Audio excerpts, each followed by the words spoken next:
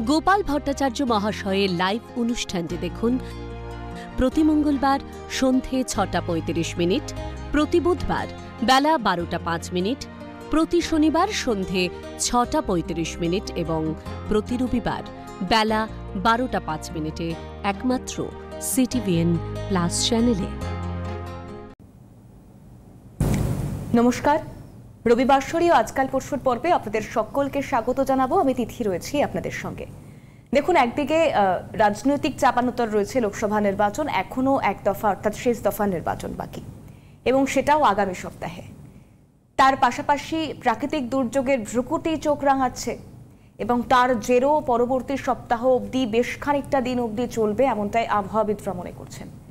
এরই মাঝে আপনার আমার সময় কেমন যাবে, এরই মাঝে আমরা কতটা সুস্থ থাকবো, কতটা ভালো থাকবো, কিভাবে কাটতে চলেছে আমাদের আগামী সপ্তাহ, এই সবটা জেনে নেওয়ার জন্য এই রবিবাসরীয় পর্বের দিকে অনেকেই তাকিয়ে থাকেন, এটা আমার দৃঢ় বিশ্বাস। আর সেই জায়গা থেকেই দাঁড়িয়ে আজকের এই রবিবাসরীয় আজকাল পরশুর পর্ব শুরু করছি। এই মুহূর্তে পর্ব মানে যিনি আমার সঙ্গে সরাসরি আমাদের স্টুডিও থেকে থাকেন, যার ৩৪ বছরের অভিজ্ঞতায় পিন পয়েন্ট প্রেডিকশনে, নক্ষত্র চর্চায়, ক্যারিয়ার কাউন্সিলিংয়ে প্রচুর সংখ্যক মানুষজনের প্রতিষ্ঠিত হওয়ার কান্ডারি এক এবং অদ্বিতীয় শ্রী গোপাল ভট্টাচার্য। দাদাকে শুরুতেই অনেক অনেক স্বাগত জানাবো।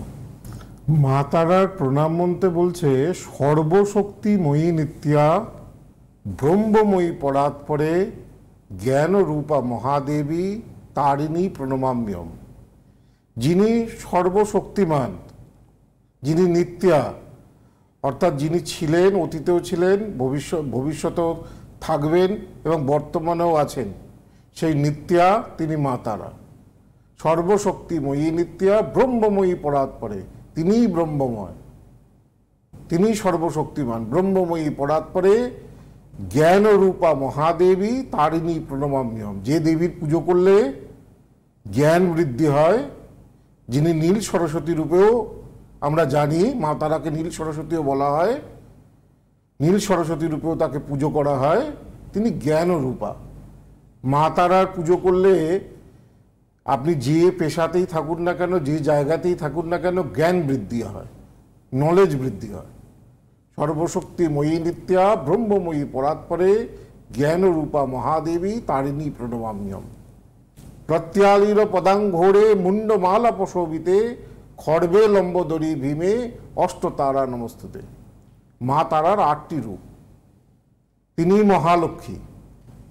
সেই জন্য লক্ষ্মী কোজাগরী লক্ষ্মী পুজোয় পূর্ণিমা তিথিটা কিন্তু মা তারার আবির্ভাব তিথি হিসেবে দেখা হয়। আর মা তারার সব থেকে জাগ্রত তিথি হচ্ছে কৌশিকী অমাবস্যা। তো আমি আজকে মা তারাকে নিয়েই বললাম এই কারণে যে ফলহারিণী অমাবস্যা আগামী ৫ই জুন পড়েছে। আজকে তো সকাল থেকেই মেঘলা ওয়েদার, বাড়িতে দেখছি গাছগুলো সব হাওয়াতে এদিক ওদিক দুলছে, ঝিরিঝিরি বৃষ্টি হচ্ছে। আমি যখন এলাম, রোববারের বাজার এমনি রাস্তাঘাট একটু ফাঁকা, মানুষজন ছুটি কাটাচ্ছে, আজকে তো আরও ফাঁকা। যেখানে অন্যদিন আমার বাড়ি থেকে এখানে আসতে ৪৫ মিনিট সময় লাগে, যে ২০ মিনিটে চলেছে, হাফেরও কম। তো যাই হোক, সবাই সতর্ক থাকবেন, কেন দক্ষিণ ২৪ পরগনা, উত্তর ২৪ পরগনা, কলকাতা এবং হাওড়া, এই ৪টে ডিস্ট্রিক্ট মেনলি এফেক্টেড হবে বলছে। ভারী বৃষ্টিপাতের সম্ভাবনা রয়েছে আজকের ঝড়ে, যেটা রেমেল যেটা আসছে। আর ৪ তারিখে আপনারা আর একটা ঝড় দেখবেন, মোদিজির ঝড়।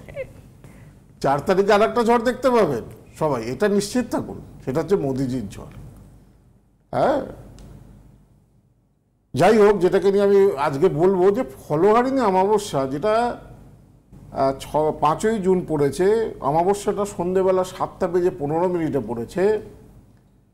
এই অমাবস্যা কোন উপাচার করলে প্রবল ভাগ্যোন্নতি হবে, কোন উপাচারে প্রবল ভাগ্যোন্নতি হবে? দেখুন, আমি আগেই বলেছি, দেখবেন যে বাড়িতে মা তারার ছবি থাকে এবং তাকে যদি একটু পুজো করা হয়, দেখবেন সেই বাড়ির উন্নতি হয়।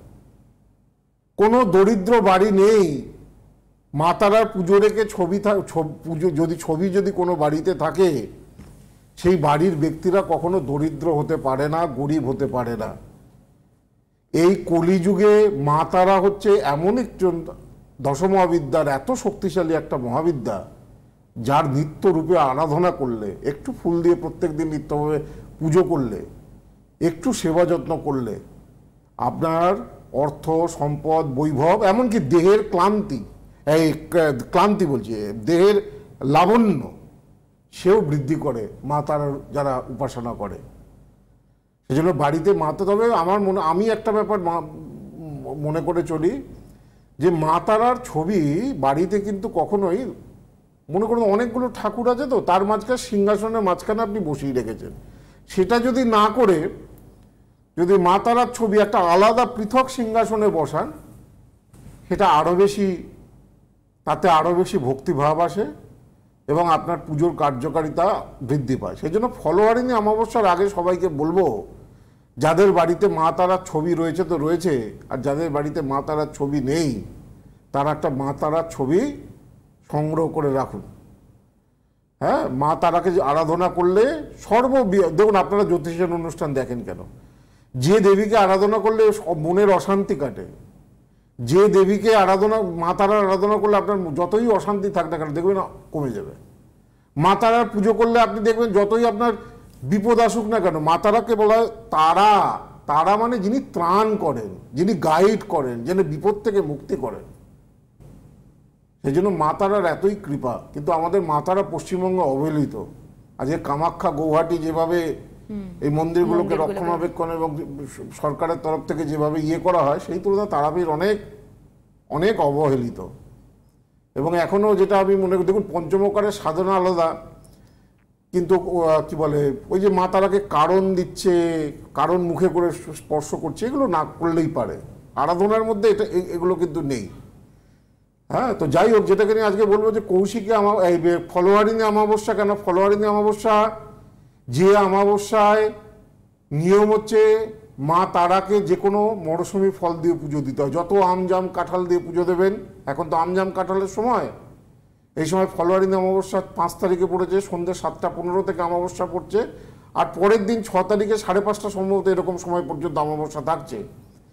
এই ফলোয়ারিনী অমাবস্যা সাধারণত ক্ষেত্রে বিদ্যায় বাধা দূর করে যদি ফলোয়ারিনী অমাবস্যা করা যায়। এই ফলোয়ারিনী অমাবস্যা যদি করা যায়, দাম্পত্য অশান্তি দূরীভূত হয়। এই ফলোয়ারিনী অমাবস্যা করলে আর্থিক উন্নতি হয়, ভাগ্যোন্নতি হয়, কর্মোন্নতি হয়। এই ফলোয়ারিনী অমাবস্যা করলে এই আমাদের সমস্ত গ্রহগত দোষ এগুলো অনেকাংশেই কিন্তু দূরীভূত হয়। ফলোয়ারিনী অমাবস্যা আর দীপান্বিতা অমাবস্যা, দুটো অমাবস্যা একে অপরের অপোজিট, কিন্তু এই দুটো অমাবস্যার পার্থক্য হচ্ছে দীপান্বিতা অমাবস্যা, যেটা কালী পুজোর অমাবস্যা, সেটা চতুর্বর্গ সিদ্ধির জন্য করা হয়। আর ফলোয়ারিনী অমাবস্যা অশুভ ফলকে হরণ করে, যে কোনো ধরনের অশুভ দোষকে হরণ করে, আপনার ফল পান, ফল আপনি প্রাপ্ত হন, অর্থাৎ আপনি যেটা কামনা করছেন, যেটা চাইছেন, সেটা আপনি পান। সেই জন্য ফলোয়ারিনী অমাবস্যার এত গুরুত্ব। সেই কারণে ফলোয়ারিনী অমাবস্যায় যারা পারবেন কোনো উপাচার, আমি আজকে 3টে স্ট্রং উপাচার বলবো, যারা পারবেন যে কোনো ধরনের ফল, আম জাম কাঁঠাল, যতটা সাধ্য সম্ভব মা তারাকে অর্পণ করবেন। আচ্ছা দাদা, বলছি ফলোয়ারিনী অমাবস্যাতে ফল দিয়ে মালা গেঁথে সেই মালা, হ্যাঁ সেই মালা পরানো যায়। লেবুর মালা যদি মা তারাকে পরানো যায় খুব ভালো। আচ্ছা, লেবুর মালা জানো তো সব শত্রুতা নাশ করে। ঠাকুরকে লেবুর মালা পরালে সমস্ত ধরনের শত্রুতা নাশ হয়, সমস্ত ধরনের বিপদ থেকে মুক্তি হয়। লেবুর মালা, ফলের মালা পরানো যেতে পারে। তোমার বাড়িতে যদি ছোট মূর্তি থাকেও, তুমি ছোট আপেল দিয়ে একটা ছোট সুন্দর করে মালা করে পরাতে পারো, খুব শুভ হয় এতে, এবং ফল দিতে হয়। এটা হচ্ছে 1 নম্বর।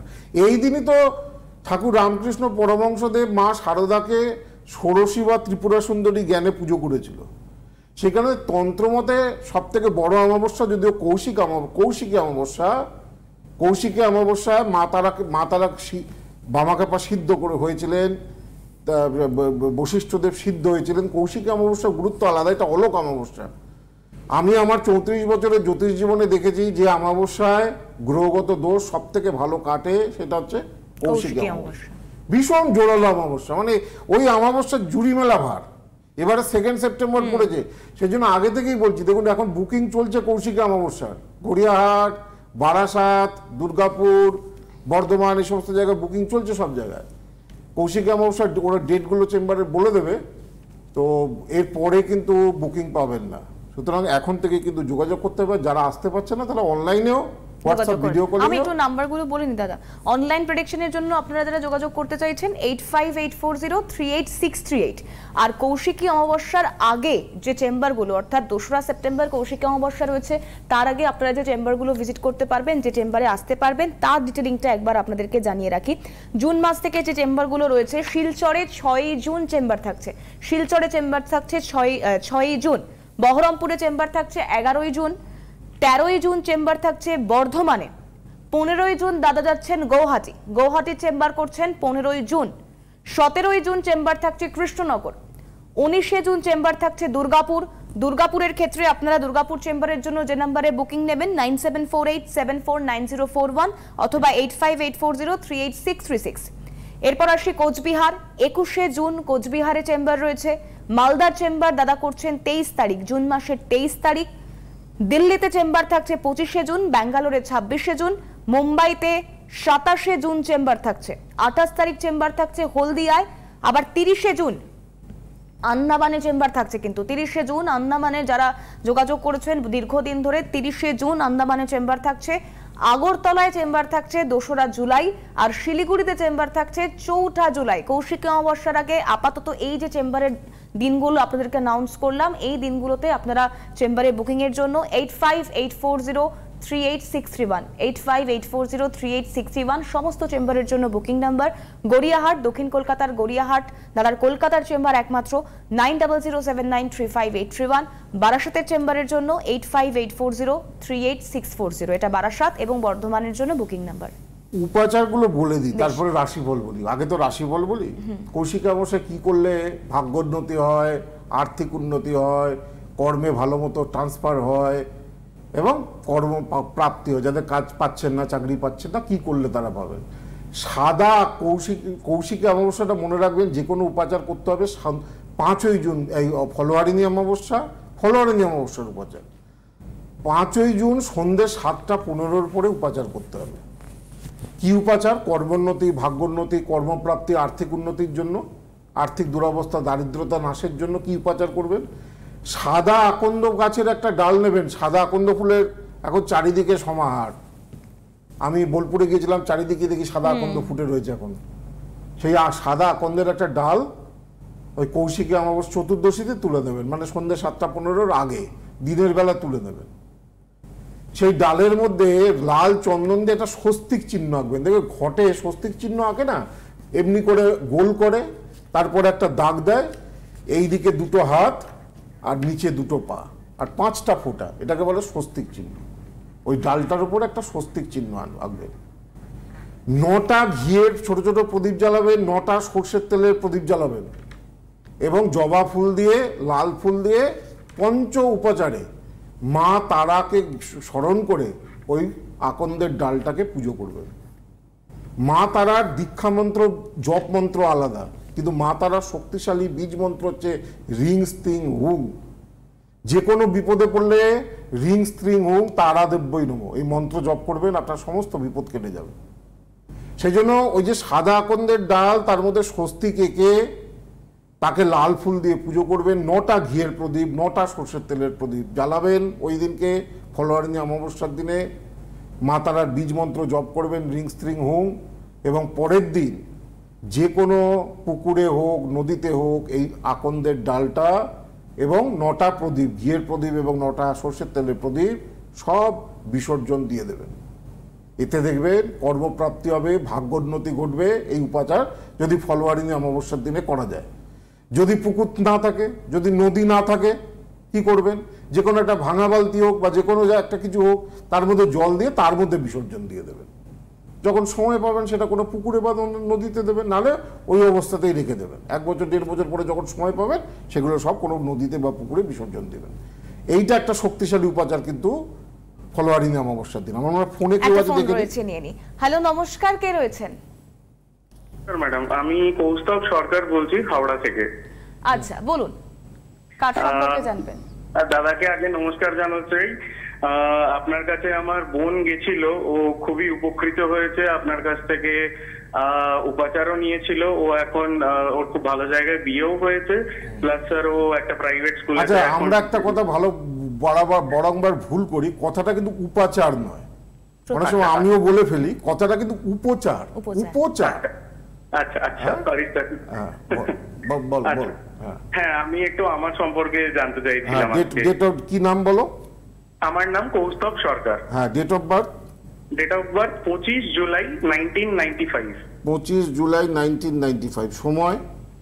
সময় সকাল 6:10। সময় সকাল 6:10। কোথায় জন্মস্থান? হাওড়া। হাওড়াতে জন্ম। আচ্ছা, বেশ। তোমার যেটা এখানে দেখতে পাওয়া যাচ্ছে, এটা জন্মবার ছিল মঙ্গলবার। একদম একদম মঙ্গলবার, কর্কট লগ্ন, মিথুন রাশি, আদ্রা নক্ষত্র, নরগণে জন্ম। ঠিক আছে?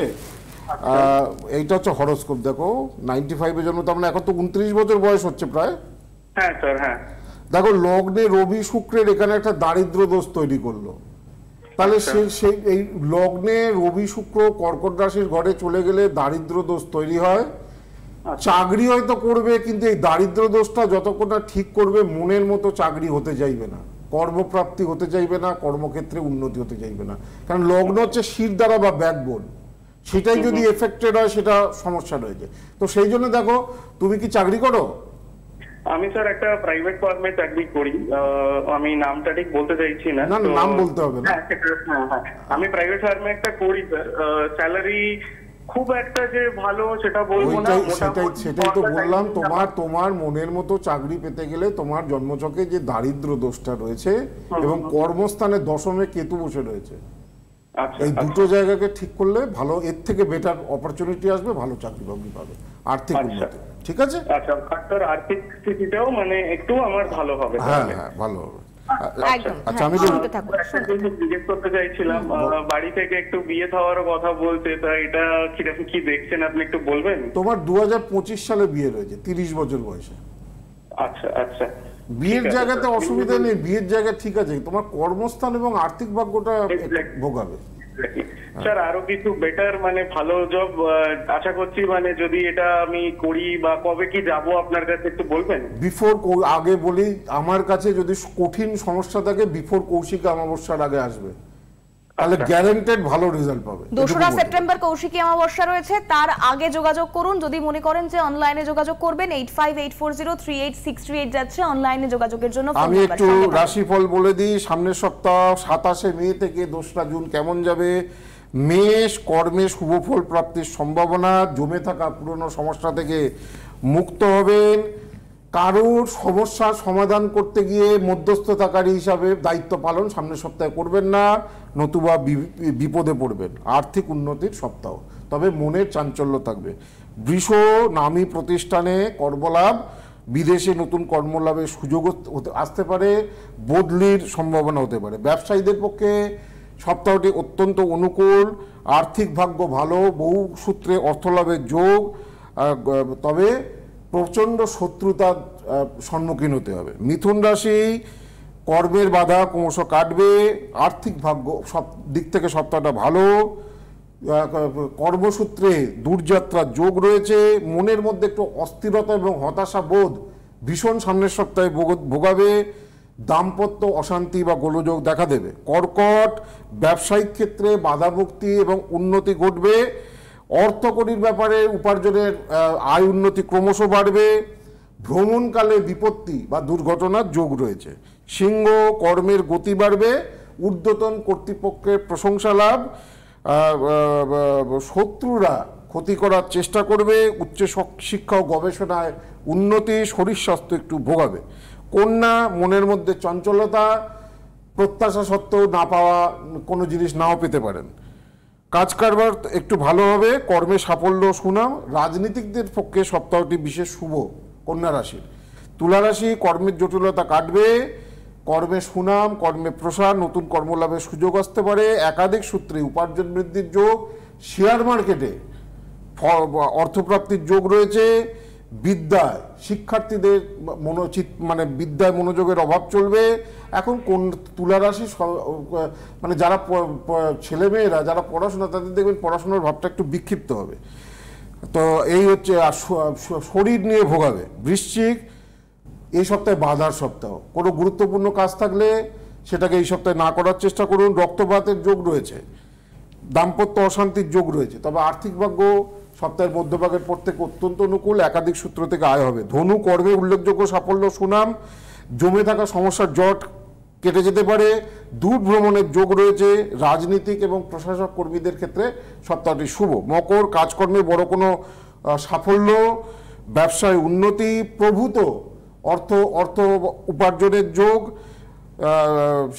শেয়ারের ক্ষেত্রেও লাভ হতে পারে, তবে মানসিক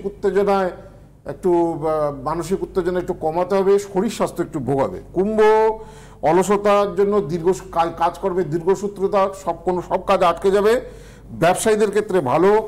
কর্মস্থলে সহকর্মীদের সঙ্গে শত্রুতা বৃদ্ধি। রাজনীতিক ব্যক্তিদের পক্ষে সপ্তাহটি শুভ, অর্থভাগ্য ভালো যাবে। অস্থিভঙ্গ মানে হাড়ে আঘাত লাগার যোগ রয়েছে এবং আগুন থেকে বিপত্তির যোগ রয়েছে। মীন, পারিবারিক কারণে মানসিক অশান্তি, কর্মের দায়িত্ব বাড়বে, উপার্জন বাড়বে, ব্যয়ও প্রচুর হবে। যত্র আয় তত্র ব্যয় সপ্তাহে। বিদ্যার্থীরা বিশেষ শুভ ফল লাভ হবে। কর্মক্ষেত্রে দায়িত্ব এবং পদমর্যাদা বৃদ্ধি পাবে। এই হচ্ছে রাশিফল।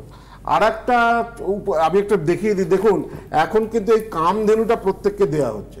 এই কামধেনু বাড়িতে রাখলে প্রচণ্ড প্রসপারিটি, উন্নতি হয় এবং বাস্তুদোষ কাটে। এই 7ই জুলাই রথ পর্যন্ত এই কামধেনুটা আপনি যে কোনো চেম্বারে দেখালে এটা পাবেন ফ্রি আমার তরফ থেকে উপহার। এটা অত্যন্ত একটি দুষ্প্রাপ্য এবং কি বলে সৌভাগ্যসূচক বস্তু। হ্যাঁ, কামধেনু বাড়িতে রাখলে যেমন মা লক্ষ্মীকে রাখলে উন্নতি হয়, কামধেনুকে বাড়িতে রাখলেও প্রভূত উন্নতি হয়। 7ই জুলাই পর্যন্ত অনলাইনে দেখান বা আপনারা ভিডিও কলে অফলাইনে দেখান, অনলাইন মানে চেম্বারে দেখান, দু ক্ষেত্রেই এটা পাবেন। আপনি আমেরিকা থেকে দেখালো, জার্মানি থেকে দেখালো, লন্ডন থেকে দেখালো, বাই পোস্টে এটা পৌঁছে যাবে। যাই হোক, আর একটা উপাচার বলি, খুব সুন্দর উপাচার, আর তো সময় কম। যারা রোগে ভোগেন, কৌশিকী অমাবস্যার আগে, এই ফলোয়ারিং অমাবস্যার আগে একটা কাঁসার বাটি কিনে আনবেন, অর্থাৎ 5ই জুন। সর্ষের তেল ঢালবেন সন্ধ্যাবেলা 7টা15 পরে, তার মধ্যে একটা রূপোর টুকরো ইয়ে করবেন। আপনার ছেলে, আপনি নিজে বা আপনার হাজবেন্ড যদি খুব শারীরিক অসুস্থতায় ভোগে, ফলোয়ারিং অমাবস্যার দিনে এই উপাচারটা করবেন। কি বললাম, কাঁসার বাটি কিনে আনবেন একদমে, অমাবস্যার আগে কিনে আনলেও হবে, কোনো অসুবিধা নেই। তার মধ্যে সর্ষের তেল ভর্তি করবেন পূর্ণ, যতটা পারবেন। একটা রূপোর টুকরো যে কোনো দেবেন, নিজের মুখটাকে দেখবেন, যে কোনো মন্দিরের চৌখাটের বা দরজার গোড়া এটা দিয়ে আসবেন ফলোয়ারিং অমাবস্যার দিন। এতে অনেক রোগ মুক্তি ঘটে।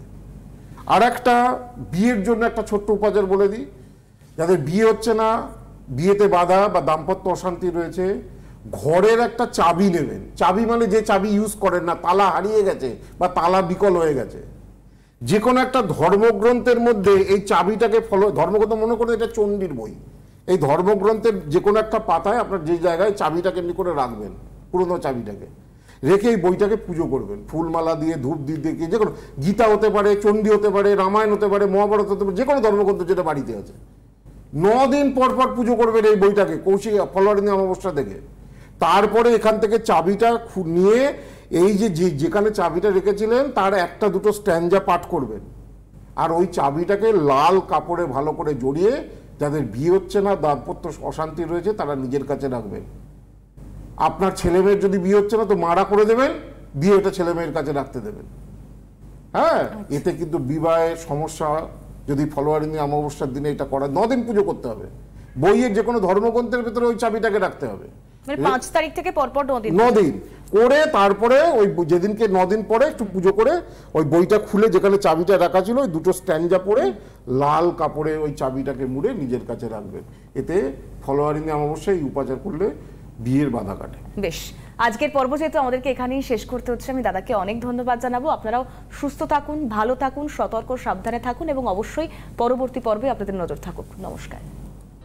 গোপাল ভট্টাচার্য মহাশয়ের লাইভ অনুষ্ঠানটি দেখুন প্রতি মঙ্গলবার সন্ধে 6:35, প্রতি বুধবার বেলা 12:05, প্রতি শনিবার সন্ধে 6:35 এবং প্রতি রবিবার বেলা 12:05 একমাত্র CTVN+ চ্যানেলে।